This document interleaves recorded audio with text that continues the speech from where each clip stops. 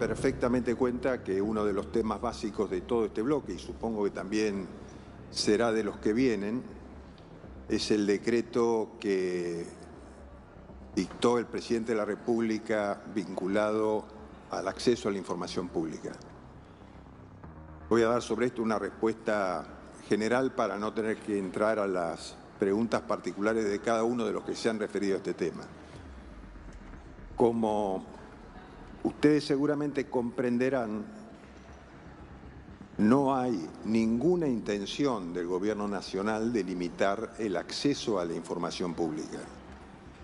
Más aún, hemos recibido el récord de preguntas de esta Cámara para este informe que estamos dando, 3.500 preguntas que se resumieron en 2.500 respuestas que ustedes recibieron el día de ayer, y recojo la inquietud de una diputada del primer bloque de preguntas que decía que habían recibido ayer y a lo mejor no habían tenido tiempo suficiente para analizarlas.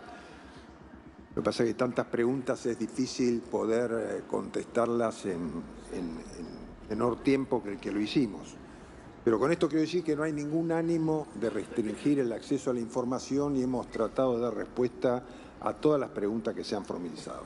Con respecto al decreto y a la ley, claramente no fue la intención del presidente de la República, del Gobierno Nacional, de limitar el acceso a la información, y para eso se tuvieron en cuenta, se hizo todo un trámite en el Gobierno y consultas a los actores del acceso a la información pública, tanto a la agencia como a la Procuración del Tesoro, y no nos pareció que hubiera en todo esto ninguna violación a ese derecho constitucional.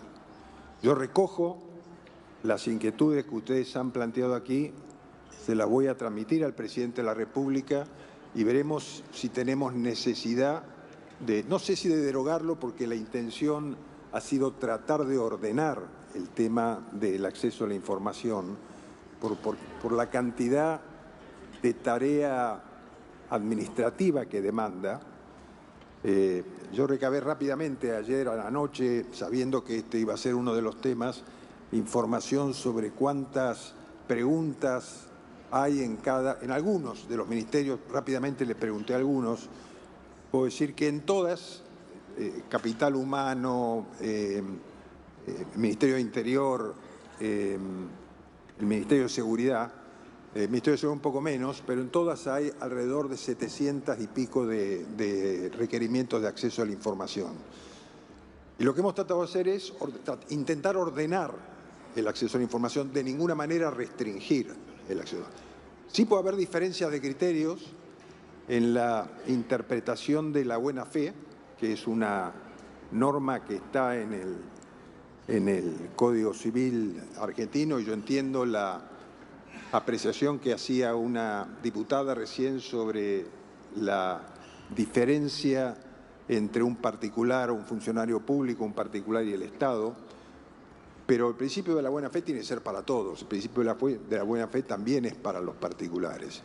Y el Gobierno entendió que en algunos mecanismos se utilizaban no en la senda de la buena fe, sino la contraria. Por eso estableció que la buena fe debería ser de las dos partes. Y con respecto también al tema de toda no la tramitación oficial de un expediente, porque eso está es absolutamente público, sino a papeles de trabajo previos.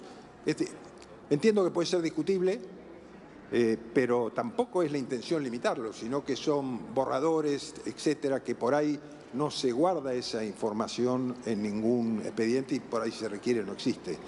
Pero de todas maneras, insisto, de ninguna forma la intención del Gobierno Nacional es poner opacidad a la información pública, sino ordenar los pedidos de acceso a la información, exclusivamente. Y si de alguna manera, como veo que es, y seguramente será en los bloques sucesivos, un tema de inquietud de los señores diputados y diputadas, modificaremos el decreto si fuera necesario, haremos las consultas, estamos dispuestos a analizarlo y que también ustedes puedan entender desde el lado de la Administración cuáles son las dificultades que vemos y que encontramos para acceder a todos los requerimientos. Pero sabemos que es un principio constitucional que está en los tratados internacionales, que está dentro de los principios rectores de la OCDE, o sea que no tenemos absolutamente ningún reparo a dar todas las respuestas que sean necesarias y acordar, para eso estamos aquí, recibir las inquietudes y acordar si es que tenemos que hacer alguna modificación porque hay algún tema que pueda parecer que pretende ocultar información pública que no es nuestro caso.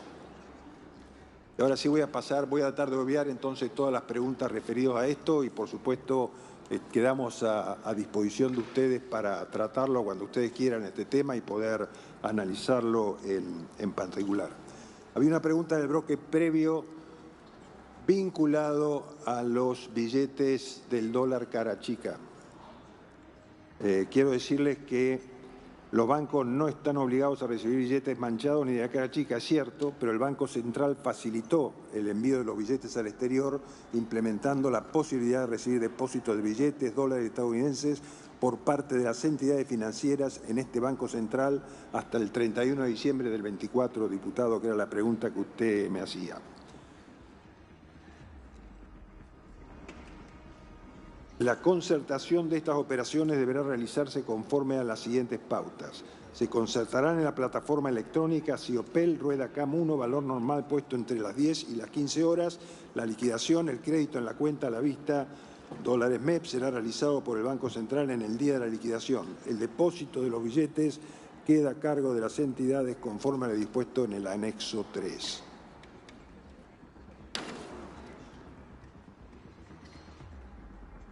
Datos sobre la industria del juicio. Estos son datos que le corresponden al Poder Judicial. Yo solamente como abogado tengo conciencia, aunque en los últimos tiempos no he ejercido como abogado, por comentarios de colegas tengo conciencia que la industria del juicio existe y que tenemos que tratar de encauzarla a través de el trabajo conjunto del Poder Legislativo, fundamentalmente en las reformas que sean necesarias. Como señalaba al principio, he leído fallos de la Corte Suprema que no han sido tenidos en cuenta por la Cámara del Trabajo con relación a un tema tan claro como el tema de los intereses acumulados que incrementan, no, en general quiero decir, no como digo, bueno, no puedo dialogar con usted, me dicen, así que no voy a...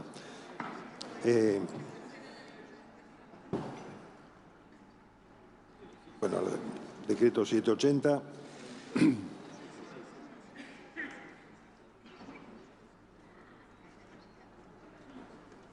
Con respecto a la propuesta de intervención de las Fuerzas Armadas en casos particulares, en particular como el caso de Rosario, se trata fundamentalmente de una previsión, lo que no significa que vaya a ocurrir.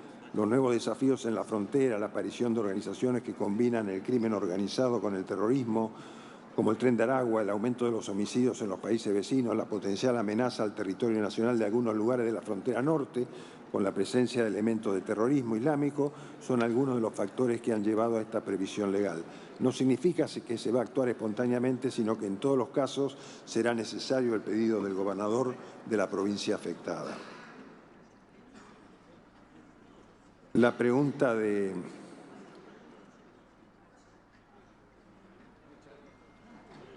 Las apreciaciones sobre algunos periodistas, bueno, yo creo que estas son...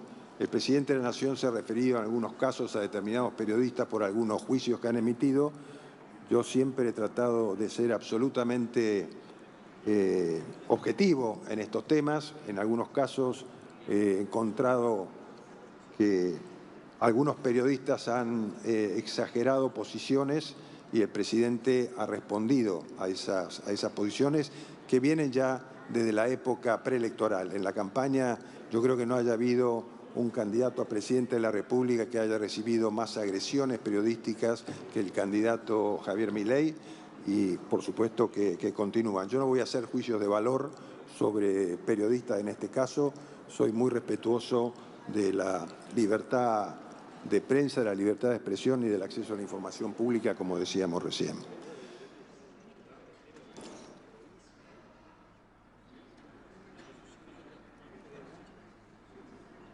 Con respecto a las apreciaciones del ministro Cuño Libarona expresados en el seno de la comisión días pasados, hablando sobre cuestiones de diversidad y género, discriminación, etcétera, la pregunta sobre si los dichos del ministro son una posición personal del ministro o es una matriz concreta. En el marco de dicha reunión, en la Comisión de Mujeres y Diversidad, el ministro de Justicia, que respeta las diversidades sexuales, efectuó una larga exposición que derivó en una enunciación de preceptos que no pudieron ser concatenados y culminados por las sucesivas interrupciones.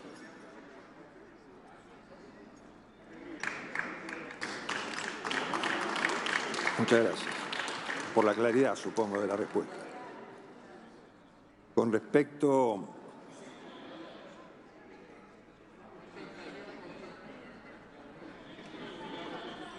Señor jefe de gabinete, le pido si puede elevar un poquito el tono de voz. Me están haciendo señas algunos diputados. Depende de la pregunta, presidente.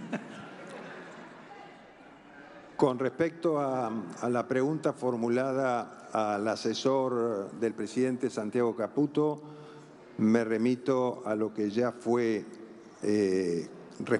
respondido en la pregunta número 1708 del informe.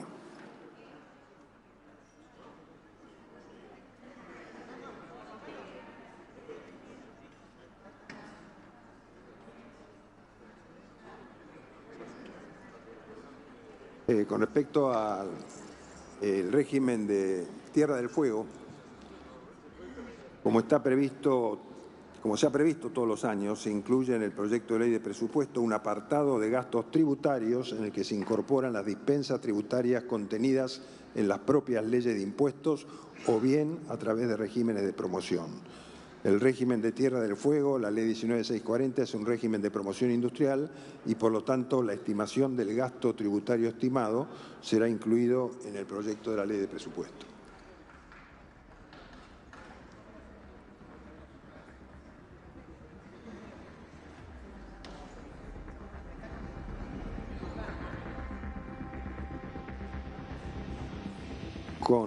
Con relación a